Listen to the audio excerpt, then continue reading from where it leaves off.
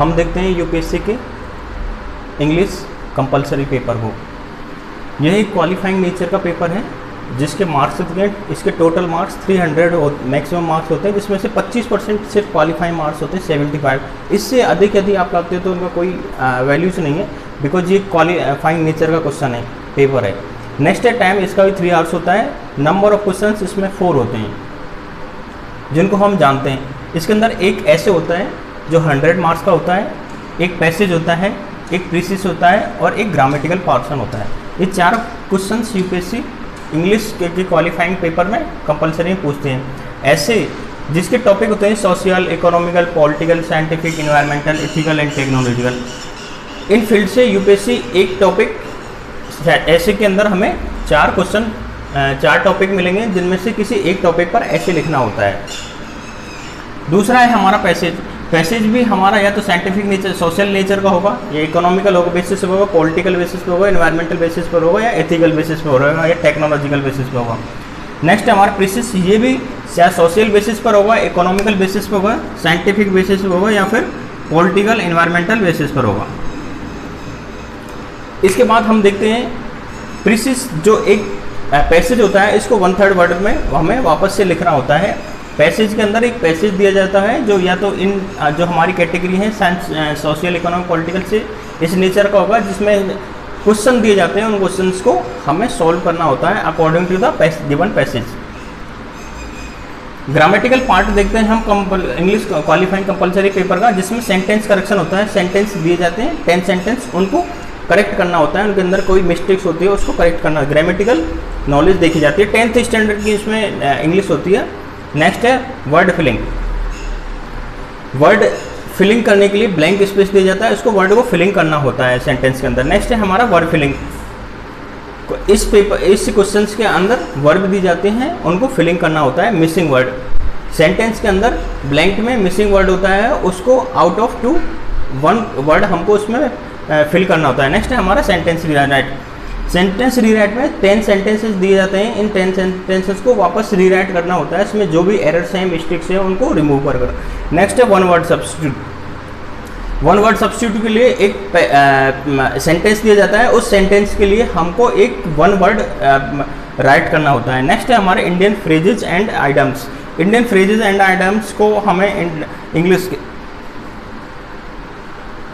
से Indian and phrases items को हमें इसमें ऐड करना होता है। नेक्स्ट है एंटम्स, एनाटम्स, एंटोनम्स, एंटोनम्स। नेक्स्ट है हमारा एंटोनम्स। यूपीएससी इसमें इंग्लिश के कंपलसरी पेपर्स में एंटोनम से पूछते हैं। ये हमारा इंग्लिश का क्वालिफाइंग पेपर्स होता है। हमें सबसे इम्पोर्टेंट थिंग जानने की, ये सिर्फ क्वालिफाइंग नेचर का, इसके मार्क्स मेरिट में नहीं ऐड किए जाते हैं। इसके मार्क कैंडिडेट की टोटल मार्क्स में ऐड नहीं किए जाते हैं, सिर्फ ये 25 मार्क्स हमें लाने होते हैं जो 75 मार्क्स हैं। इसके बाद ये क्वालिफाइड पेपर का कोई रोल नहीं होता है, लेकिन इसको क्वालिफाई करना जरूरी होता है। कई बार कैंडिडेट इसको लाइटली ले जाते हैं और इसमें भी वो फेल हो जाते हैं। यदि इसमें क्वालिफाइड पेपर में भी कोई फेल होता है तो डेफिनेटली वो फेल ही माना जाएगा। अब हम देखते हैं नेक्स्ट हमारा कंपलसरी पेपर क्वालिफाइंग नेचर का पेपर है लैंग्वेज बेसिस का पेपर, जिसमें आउट ऑफ 22 शेड्यूल लैंग्वेज है, जिसमें से एक शेड्यूल लैंग्वेज है जो जनरली हम सिर्फ हिंदी पर ही डिस्कशन करेंगे। आउट ऑफ 22 शेड्यूल लैंग्वेज किसी शेड्यूल लैंग्वेज पेपर को आप चूज कर सकते हैं। हिंदी कंपलसरी पेपर के अंदर एक निबंध होता है जिसका नेचर सामाजिक, जिसकी प्रकृति या तो सामाजिक होगी, आर्थिक, राजनीतिक, वैज्ञानिक, पर्यावरण, नैतिक बेसिस पर, नैतिक आधारों पर यह निबंध पूछा जाता है। 4 निबंध दिए जाते हैं 4 विषयों पर, जिसमें से एक निबंध हमें अटेम्प्ट करना होता है।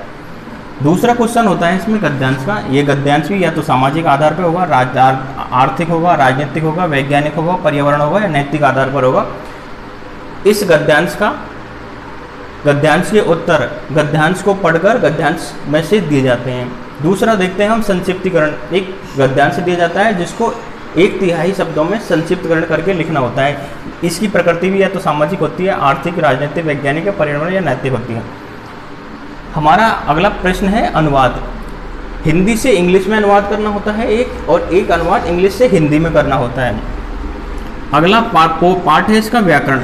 व्याकरण में हमें वाक्य शुद्धि मिलेंगी, 5 हमें वाक्य मिलेंगे जिनको हमें शुद्ध करके वापस लिखना होता है। पर्यायवाची लिखने होते हैं, इसमें शब्दयुग्म होते हैं, शब्दयुग्मों का अर्थ सहित हमें उनको वाक्य में प्रयोग करना होता है, एवं मुहावरे व लोकोक्ति होते हैं जिनका हमें अर्थ बताकर और वाक्य में प्रयोग करना होता है।